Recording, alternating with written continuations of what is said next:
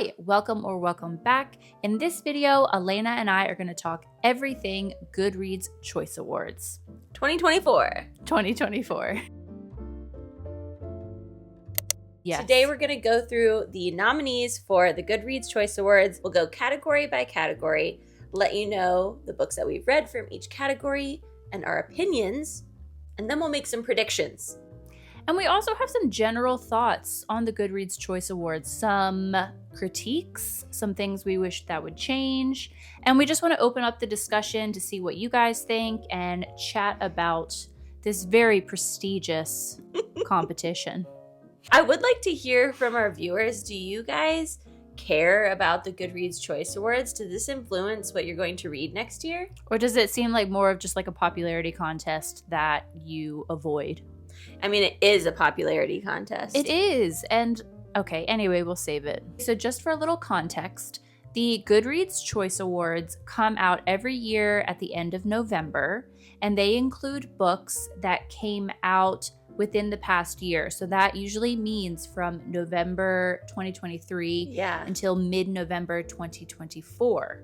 Which is new. I always thought it was just from January, but no, it's the full year to make sure that those books that come out in November and December are not just in a wasteland.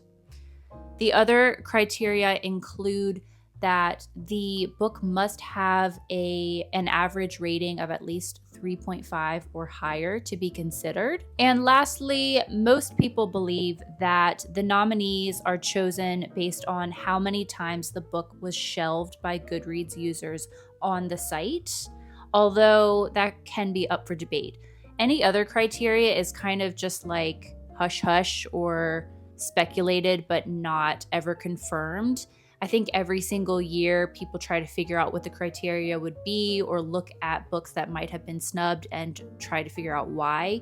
But these are the only parameters we have set in stone. Some criticisms that we have heard include the fact that supposedly the want to read list is more heavily weighted.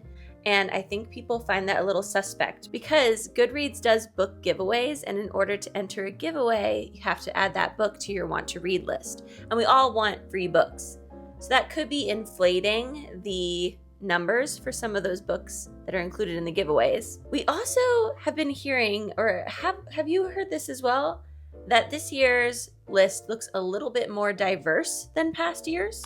Yes, I've heard last year's was pretty much completely whitewashed, and there's been a lot more non-white authors and books included this year. Not a lot, yeah, but which is more. Still to say not enough. Yeah, but apparently it's better than it has been previously. Yeah, we would definitely like to see that trend continue. And famously, last year, Goodreads added the Romantasy category as a separate category from fantasy, and they eliminated their middle grade and graphic novel categories, and poetry, I think. Yes, you're right. I had not even thought about that, but they did eliminate poetry. And there is a new category this year as well, the audiobook category. Which I think is great. Which is great. It makes so much sense. Yeah. I'm happy about the new categories, although I do wish they had it left on middle grade because it's its own special thing. Yeah, that makes sense for you, a middle grade librarian. We have one last point that we just wanted to touch on in regard to the timeline for voting for these awards. They come out at the end of November and are completely done by December 1st. So that's 2 rounds that they complete in roughly 2.5 weeks. It's quick. I think it's too quick. When we've been talking about this, it seems that because it's so quick, it could very well skew books that have come out at the beginning of the year that just inevitably more people have had a chance to read. So books that come out later, like in October and November, are just not as read and therefore don't get voted on.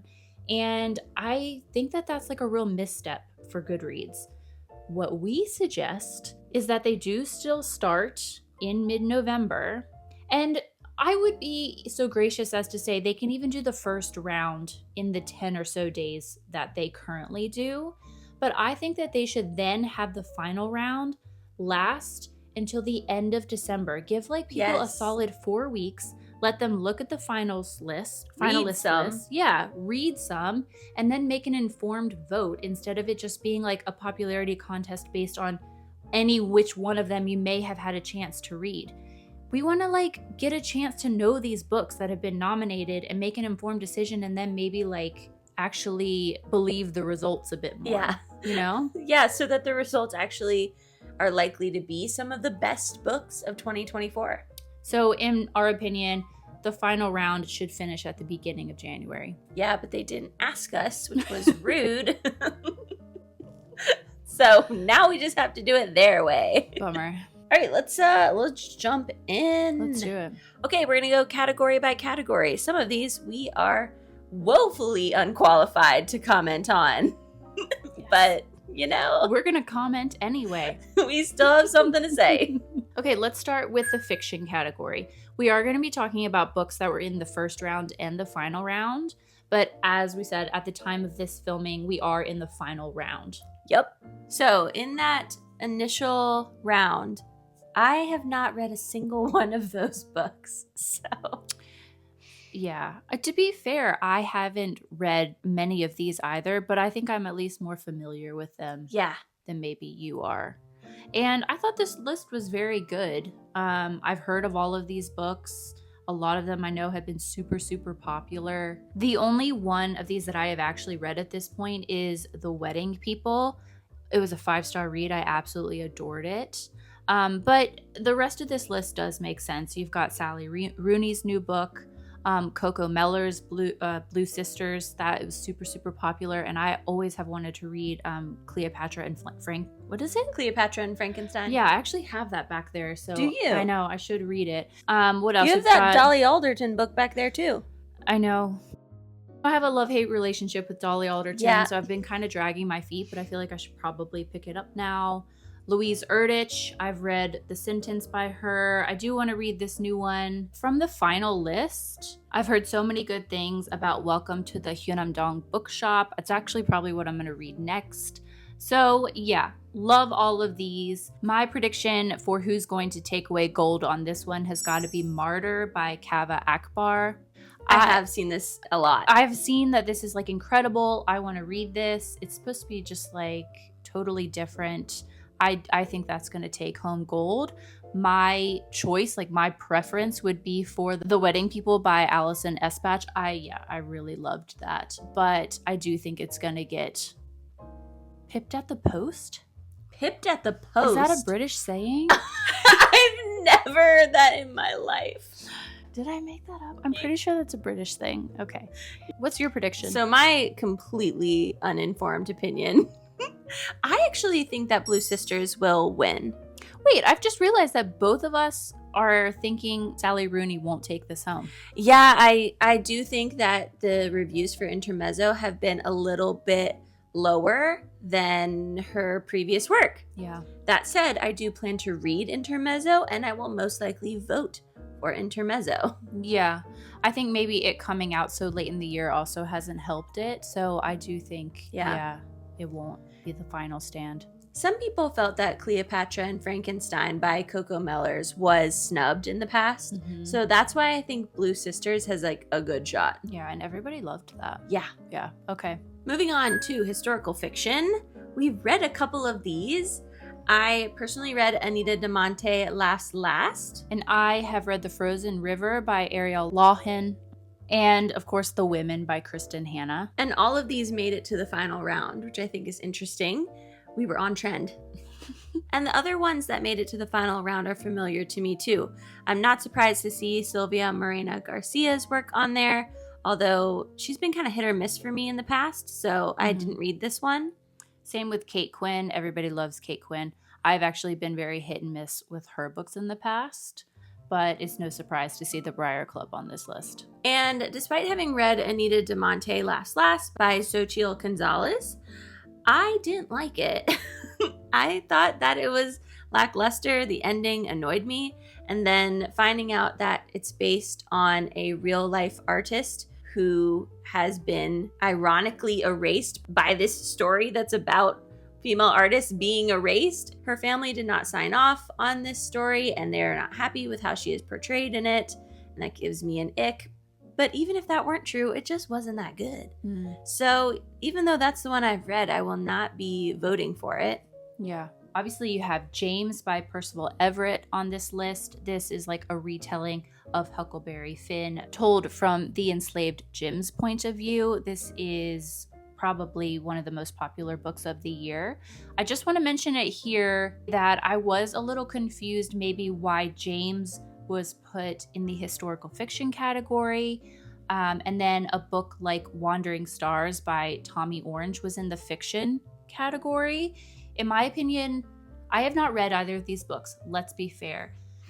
But I think it's very safe to say that both could be considered historical fiction or both could be considered fiction. And I just, again, like, I'm wondering about why certain books have been put in certain categories. Who chooses? Why?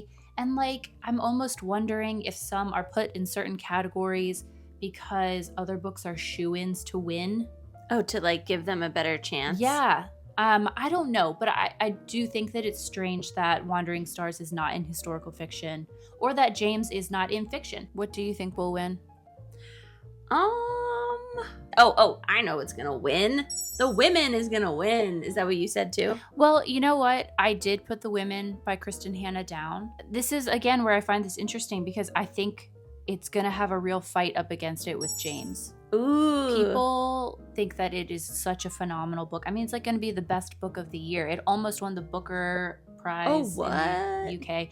I don't know. I feel if it's a popularity contest, maybe The Women because it's more accessible, but maybe James will pull it out. I'm half and half. Interesting. Yeah.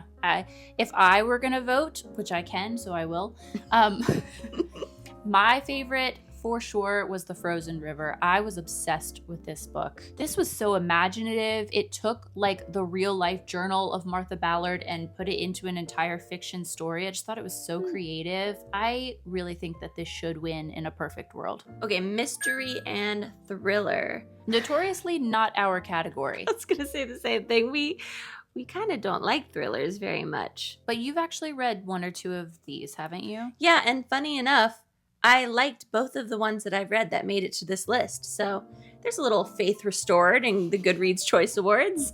The first one is The God of the Woods by Liz Moore. I loved this. I felt like it was spooky. I enjoyed the mystery. There were surprises. But most of all, I enjoyed the nostalgia of the summer camp setting. That hit me, and I really enjoyed it.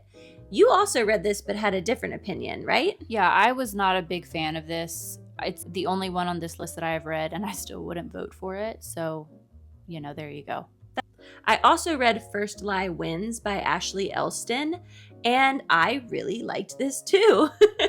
I thought that it was really refreshing because the protagonist was so competent. Like, she knew her stuff. She was like a secret agent situation, and at no point did she make a decision that upset me. You know what I mean? Or makes you roll your eyes. Yes. Yeah. And that is just, I really enjoy that in a book. So I really liked this one too. I do think that I will vote for The God of the Woods. Oh, really? Yes. Okay. Do you think that's gonna win? No. What do you think's gonna win? Honestly, I am gonna say that I think First Lie Wins will win. That was a really popular book. I think that All the Colors of the Dark by Chris Whitaker will pull this one out. People have absolutely loved this book. It sounds way too dark for me. Yeah. But I was a little surprised by the final round picks for this one. There's a few on there that I would have thought were shoo-ins. I thought for sure The Middle of the Night by Riley Sager would be in there. And the Nita Prose second one, The Mystery Guest, I thought that was also really popular. And I also heard a ton about the Sally Hepworth book, The Darling Girls. Again, haven't read any of them, but maybe it's just like such a huge category and so popular that I might have heard of all these a million times, but they still just weren't quite as popular as the ones that made the final round. But I was a little surprised. Yeah, the competition seems hot in the thriller category. It does not make me want to read any of them, though. Yeah. I'm interested in this Lucy Foley, though.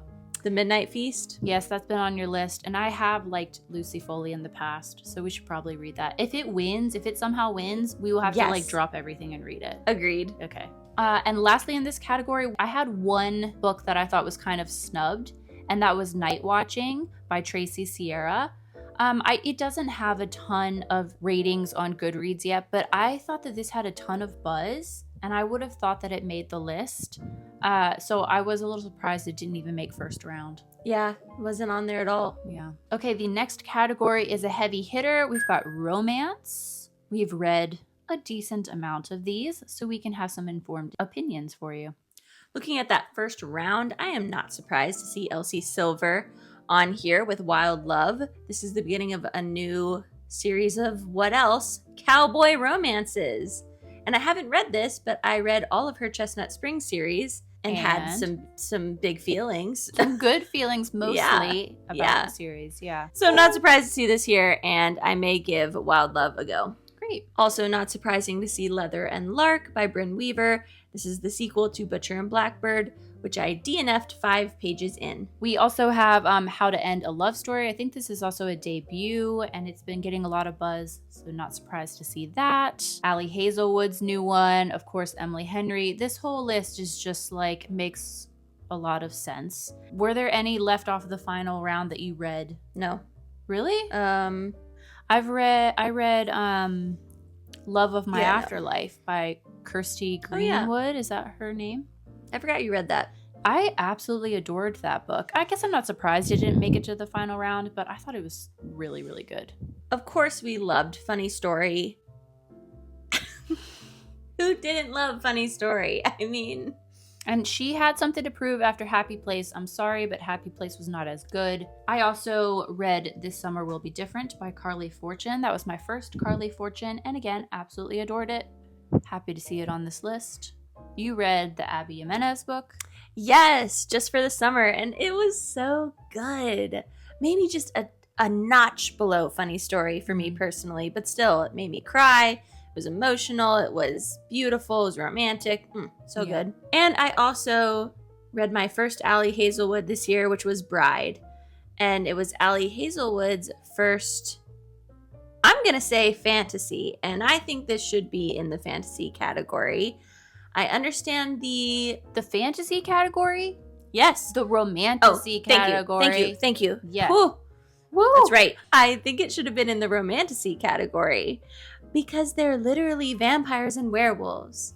The rest of these are contemporary romances. It does not fit here. Technically, I don't know if it's considered contemporary romance as a category, but that's what it ends up being. But that's what it is. And I think like the argument that I've heard is that Bride could be considered more of a paranormal romance, so it's set on on Earth instead of a fantasy world. But you don't know where. And there are at least one book I can think of in the romantasy category that is set in New Orleans. Right. Not a fantasy world, and it is in the romantasy category. So I wonder if maybe they just considered Ali Hazelwood to be like an auto romance author and just put her in here regardless. Yeah. But it does not fit. That's what I think too. Yeah. I did also read The Paradise Problem by Christina Lauren. Really liked this and have not liked Christina Lauren in the past. So I'm happy to see that on here as well. I thought it was really good. This was just like a really good year for romance. I agree. Yeah, I agree. And we obviously went hard on the romance this year. We've read like 6 of these. I know. I almost picked up the Cinnamon Bun Store at Costco the other day too, because everybody's been talking about it. Does she like it? Yeah. Oh, yeah. So who do we think is going to pull this out of the bag? It's got to be Emily Henry. I do think it will probably be Funny Story. I feel bad because I do know that every single time she puts out a new book, she like automatically wins. Even Happy Place won. I think Ali Hazelwood gives her a run for her money some years, but I don't think she will be doing that this year. So we will be shocked if Funny Story is not the winner here. And another heavy hitter, segueing perfectly into romantasy. So the first thing that I see here is The Veiled Kingdom by Holly Renee, which I gave 1 star and I hated. It's an embarrassment to this list. I mean, it is so bad. Every other book on this list, again, makes perfect sense. We've got The Next in the Zodiac Academy, We have the really popular books Quicksilver by Callie Hart. I've seen that everywhere.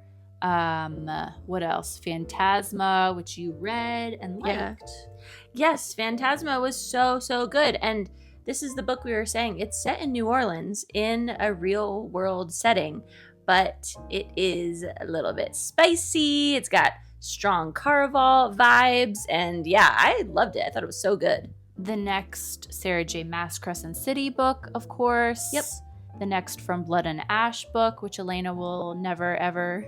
I didn't realize this until this year, but books that were indie published, they are eligible for the Goodreads Awards the year that they are picked up by a trad publisher and are published with that traditional publisher. So I'm pretty sure that's the case for Astasia Stark's book, A Crown This Cold and Heavy. Correct me if I'm wrong, but I think that was just trad published this year, and that's why it's eligible. Side note, I just saw someone refer to these title formats as a bowl of mac and cheese format. That's perfect. And I'm obsessed with that. That's what we will be using from now on. We also both read The Spell Shop by Sarah Beth Durst, and I didn't really like it. It's very cozy, though, and if you are into a book that is like a farming sim, you might be into this one.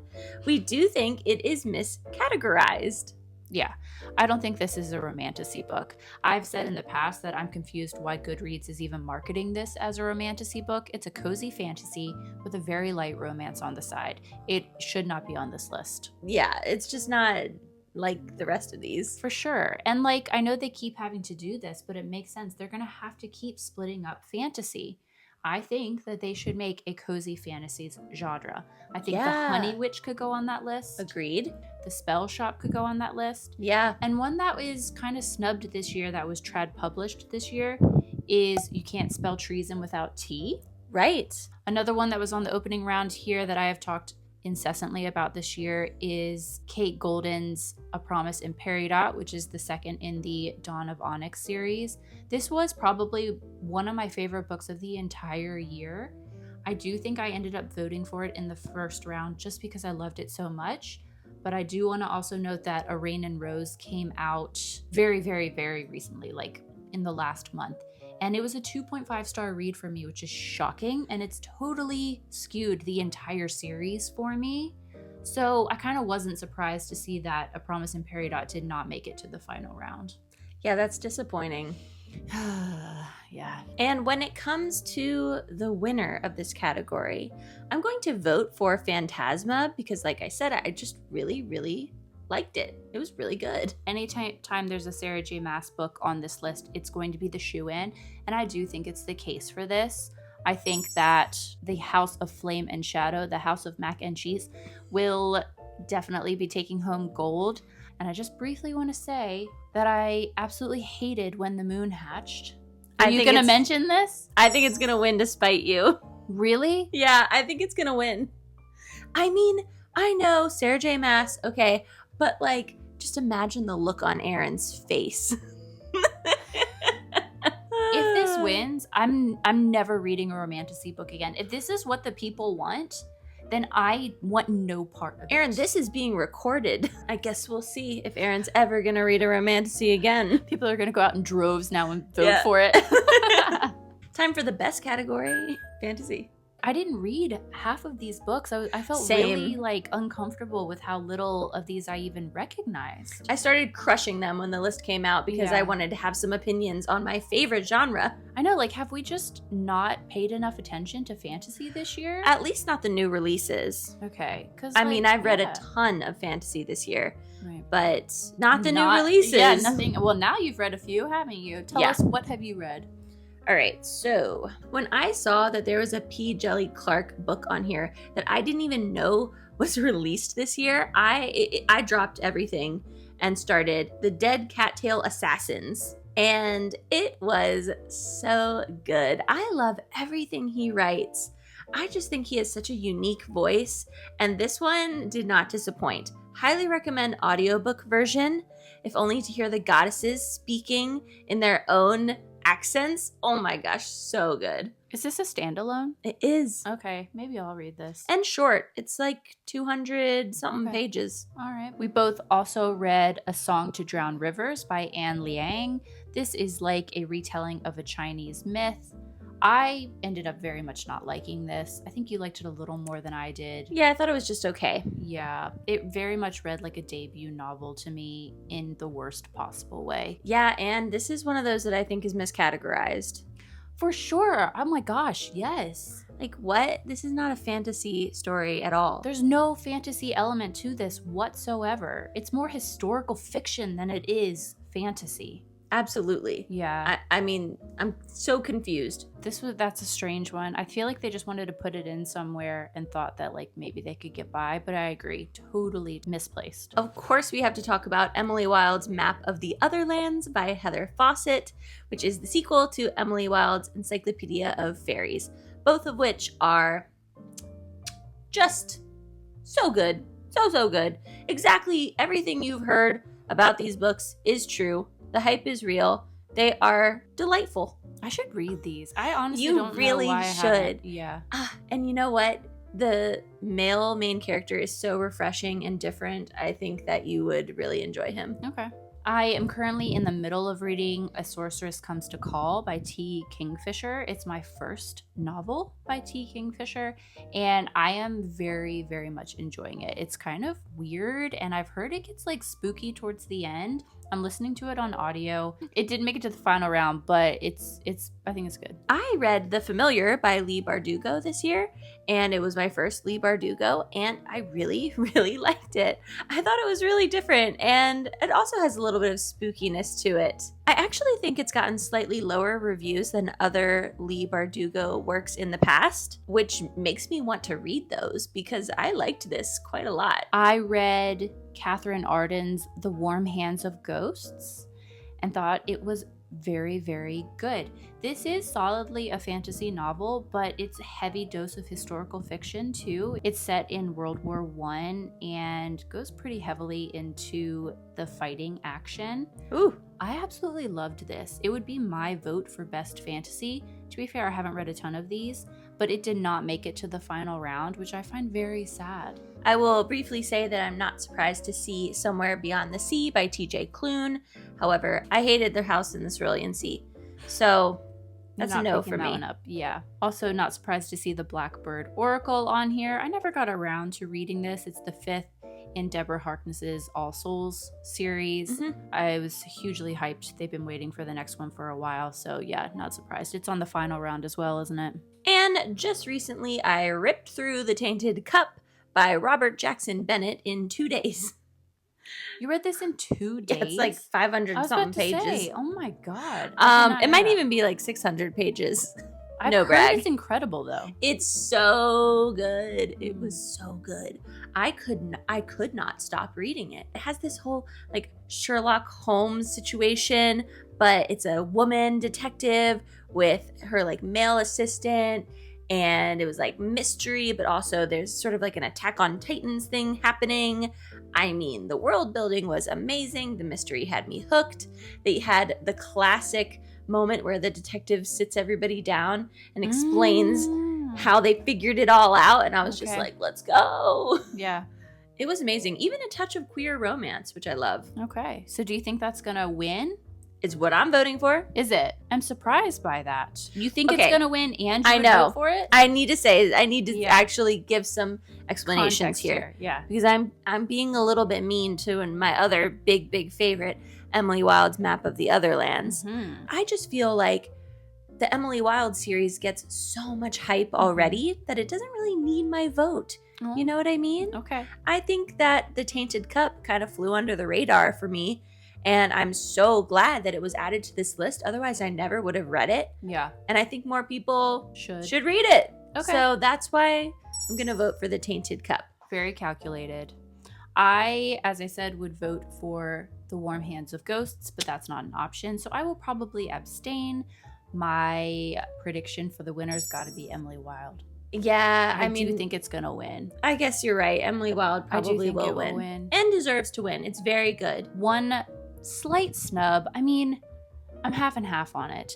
But obviously this year, Ava Reid came out with her latest novel, which is a retelling of Shakespeare's Macbeth. It's called Lady Macbeth. This got a ton of buzz. I read it and was not a huge fan, but I'm just not a huge fan of Ava Reid, so this was not very surprising for me. I was very surprised not to see it, at least on the opening rounds of the fantasy category. It feels like everyone read that. I do think, I think currently it has a 3.51 rating. Oh, okay. That's close. So it's a little close to the mark there.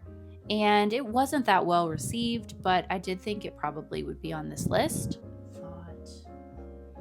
Oh, yeah. What a snub. Let's talk about it. This is the biggest snub that we have personally noticed.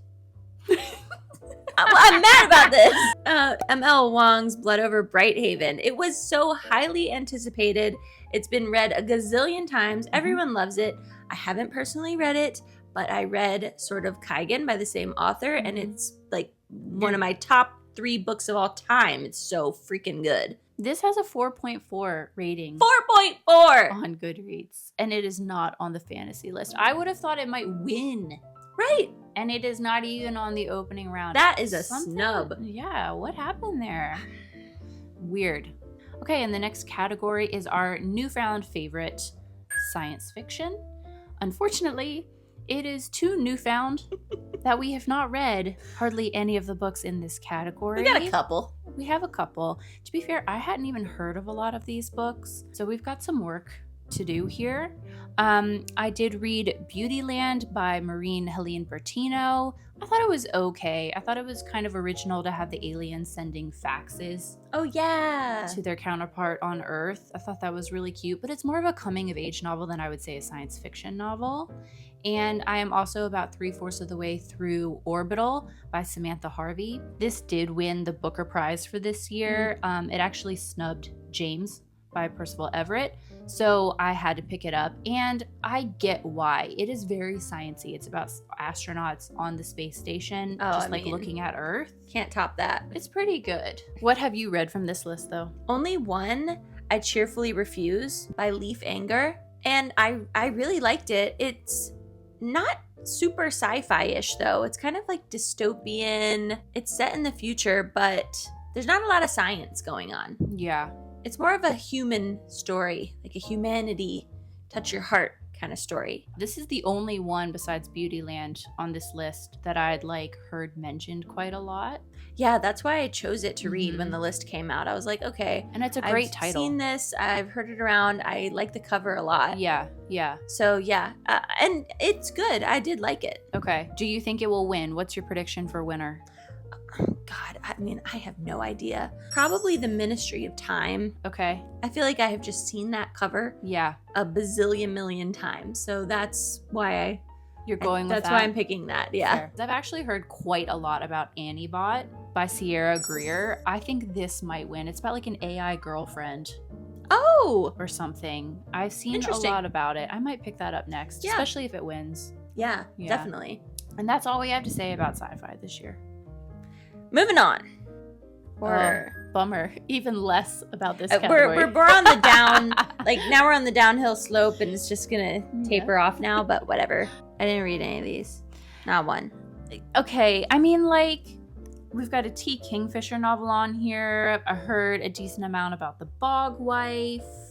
What else? Diavola. I don't know how to say that, but I've seen a lot. I loved that cover. The eyes are the best part. I'm pretty sure that's a debut. That cover is that's upsetting. Incredible. I've heard of a lot of these. It's just so thirsty. I don't like Rachel Harrison. I hated Cackle. I know one of our viewers told us to check out her book, maybe even this one. Maybe I will, but I'm maybe this one will be better. Yeah, we're going in blind here. Yeah, my prediction is You Like It Darker by Stephen King, just because it's Stephen King. Yeah, I think that's probably a safe bet. I am going to just do the wild card thing where I would vote for Diavola, even though I've never read it, but I just love the cover of it so much. Sounds good to me. That it should win this year. Yeah. The next category is debut novels. Once again, I got nothing here. Yeah, kind of embarrassing. I thought maybe at least one of us would have read How to End a Love Story. Yeah. Just because it seems up our alley. But no, we have very little to add here. My prediction, again, would be Martyr. There's no way Martyr's going to win twice.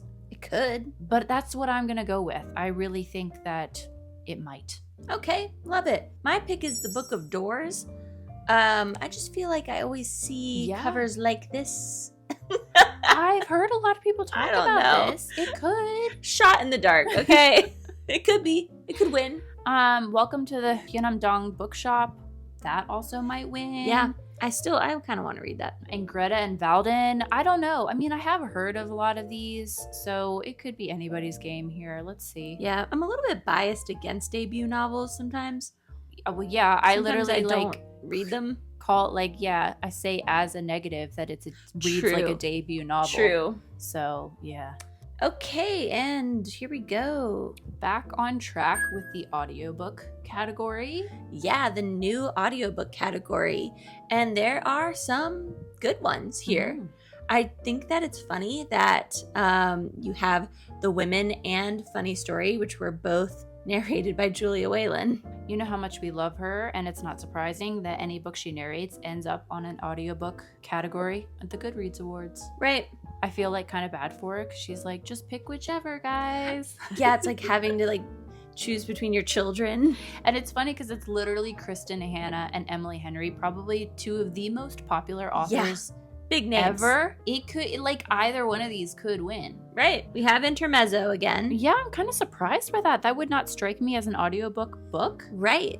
But especially it just came out. You know, if Sally Rooney continued her lack of punctuation, I could see how some people would prefer it in audiobook format because a lot of people are very bothered by the lack of quotation marks. That is so true. I never thought about that. In a Sally Rooney. Yeah, okay. Just for the Summer, I really enjoyed, but I didn't listen to the audiobook. I read the physical book, so I can't speak to that. But we did, just to make it clear, both dabble in the audiobooks of The Women and Funny Story. Yes. So we do have a very solid opinion on these. True. We also have James. This was, of course, obviously I've said it's a very popular book this year, but it was narrated by Dominic Hoffman, who I have previously mentioned that I absolutely love. He narrated The Heaven and Earth Grocery Store and absolutely made that novel for me. So I was very happy to see that he's on this list. And in fact, I predict that literally might beat Julia Whalen. Surely not. I think she might split the vote. Oh, I didn't even think about that, but she might split the vote. That's a good point. So that's my prediction here. What would I vote for? It's got to be Funny Story. Yeah. Because it's a good book too. Yes. And the narration is good. And we have gushed about how amazing her delivery is in that book so many times. Yeah. It would be hypocritical not to vote for it. Is that what you would vote for? That is what I would vote for. I predict that The Women will win. I think you might be right. I also just wanted to quickly mention Sharon McMahon's book that's on here, The Small and the Mighty. I love Sharon McMahon, and she narrates her own first book here. And I've started it, and I love her voice. She sounds so smart and soothing. It's not going to win, but it definitely deserves to be in the final round. Love that. Yeah. Next category, young adult fantasy. I don't have as many opinions on this as I would have thought, which is, again, surprising. I got a couple. I got some stuff going on. Good. Ruthless Vows.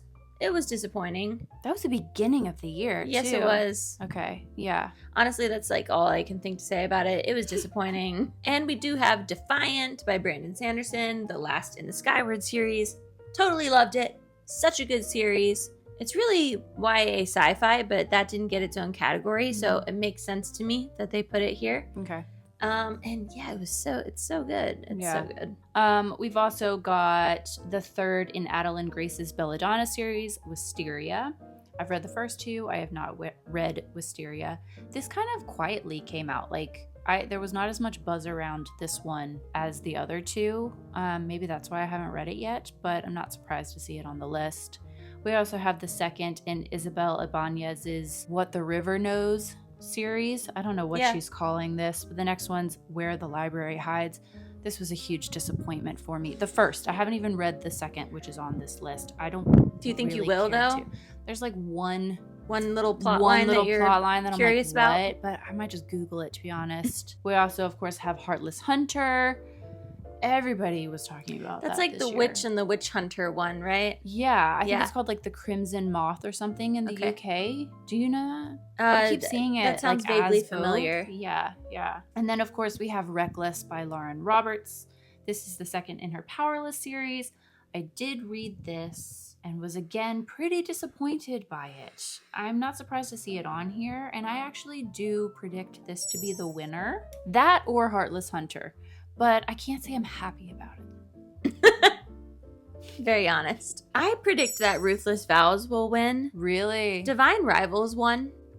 Okay. But people were disappointed by Ruthless Vows. I don't know. Sometimes I feel like the odd one out. Like everyone else loved it. And that's my prediction. But, Okay. I could be wrong. I will be voting for Defiant, of course. That makes sense for you. We also have Holly Black's second in her True. series on here, The Prisoner's Throne. I haven't read it, but like everybody loves Holly Very Black. popular. Saba Tahir's on this list. Yeah. So Big names again. Who knows? Okay, and now we enter the categories where we're just going to quick fire tell you what our random predictions are because we have nothing else to add to the conversation. So now we have YA fiction.